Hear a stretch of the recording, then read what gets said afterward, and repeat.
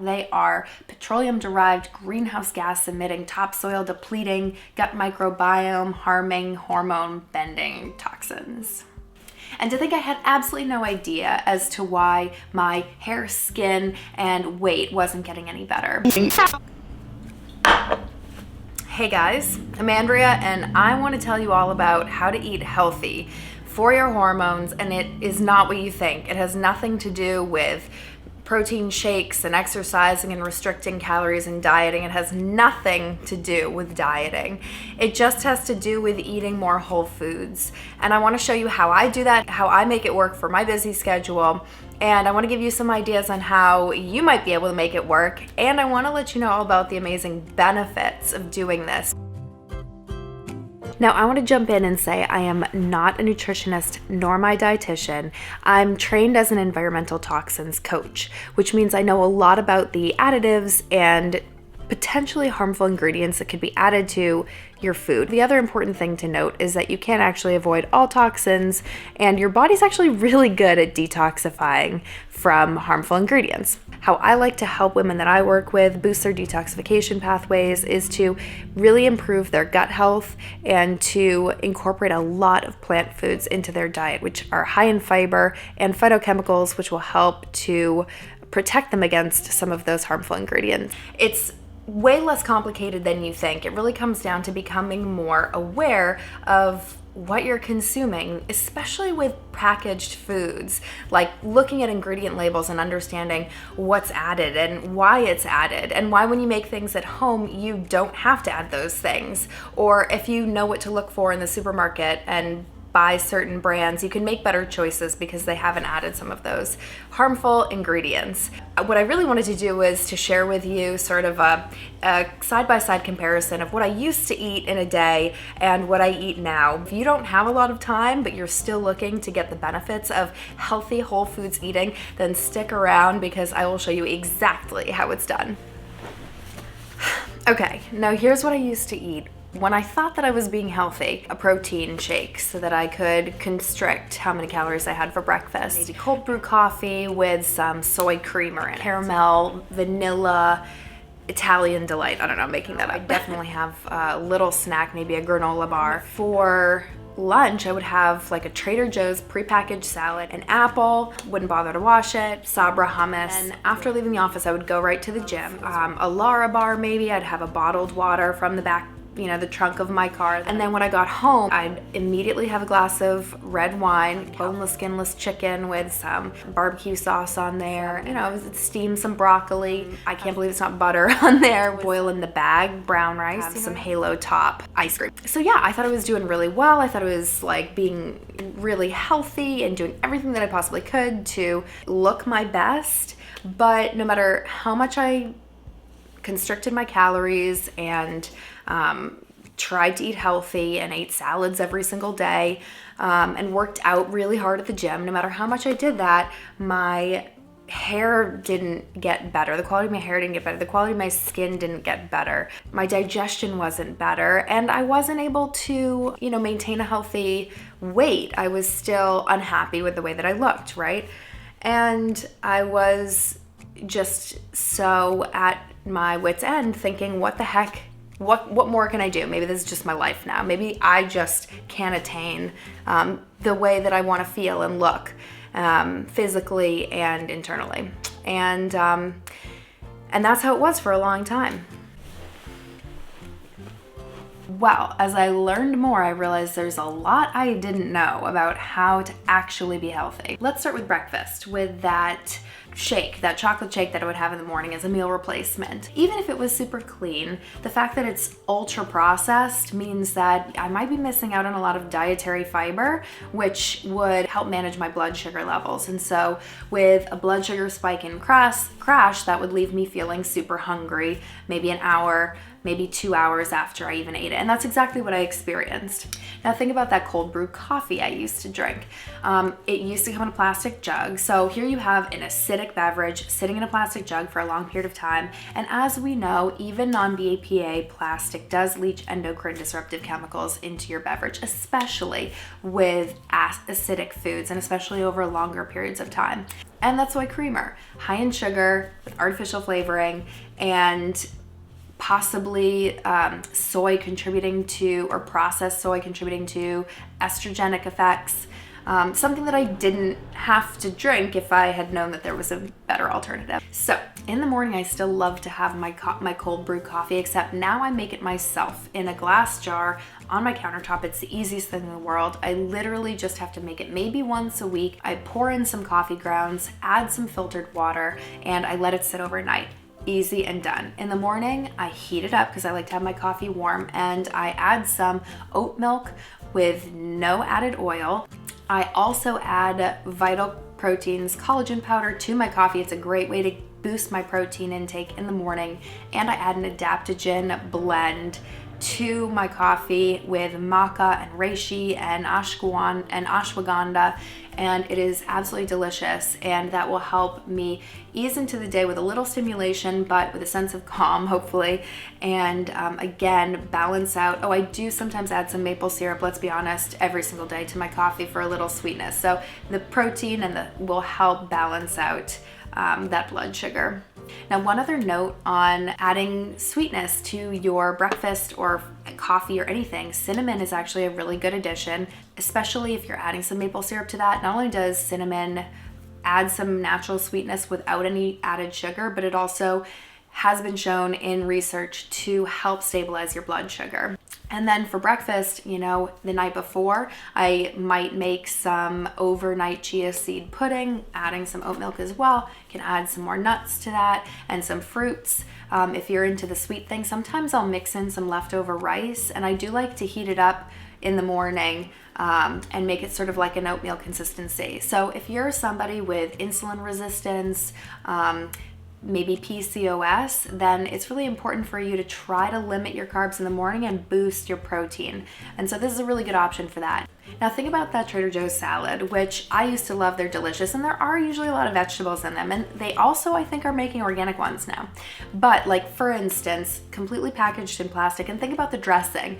Creamy aioli dressing, which was really high in seed oils and high in sugar, and like a vinaigrette that I used to have. Again, high in sugar, and also with vinegar in it, super acidic. Packaged in plastic is not a recipe for plastic components to stay in the plastic rather than getting into your food. Now, for lunch, here are some ideas as to what you can eat that's really quick and really healthy. Again, we're going for like grab and go style.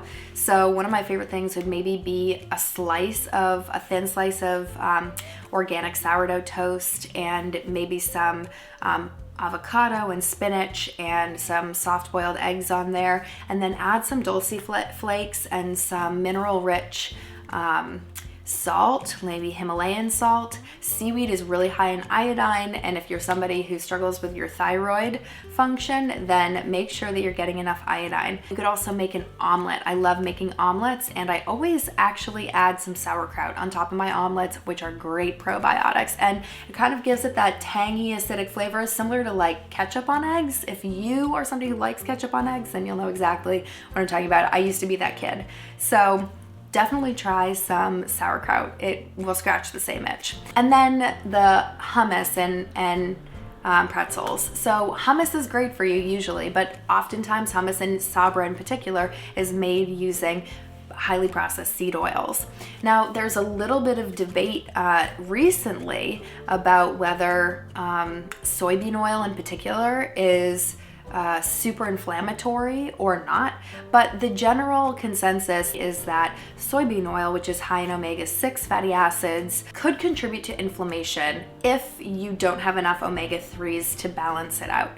In addition to that, though, seed oils like soybean oil is hard to manufacture. It requires chemical production in order to extract these oils from these seeds. It's not like an olive or an avocado, which you can kind of smush to get the oils out. And so oftentimes I've read with soybean oil, it's processed using hexane, which is a chemical byproduct of gasoline, which seems to me to be not necessary and potentially inflammatory and potentially unhealthy. And also supporting the fossil fuel industry, which I don't agree with. So if you are going for some hummus, there are some great brands that offer oil-free, and there are some other brands that you can get with olive oil, which is the traditional oil to be used in hummus, or you can make your own. It is so easy if you have a food processor or a blender. So that being said, if Sabra hummus that you get from the store is really the only source of legumes and beans that you're getting into your diet, you can weigh the pros and cons. It's probably really good to get beans into your diet, and if you're eating really clean elsewhere, it's probably not that big of a deal. But if you can, then try some alternative ways. The point is to just be a little bit more aware of what you're putting into your body.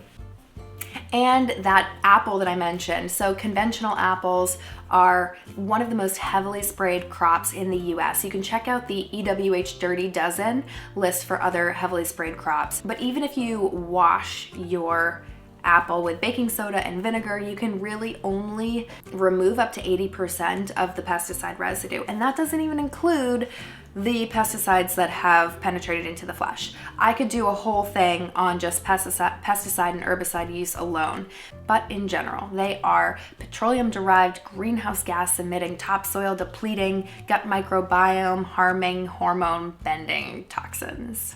Lara bars, they're really clean, have very few ingredients, and they're minimally processed. However, they're also packaged in PFAS-coated wrappers. That means they're packaged in plastic, essentially, which again, over long periods of time, first of all, is fossil fuel derived and could contribute to endocrine disruption. When I say endocrine disruption, I mean a variety of hormone issues. Instead of that Lara bar, just kind of pre-make, DIY your own. Just slice open a date, take out the pit, smear in some peanut butter, and I promise you it's gonna be your new favorite go-to snack.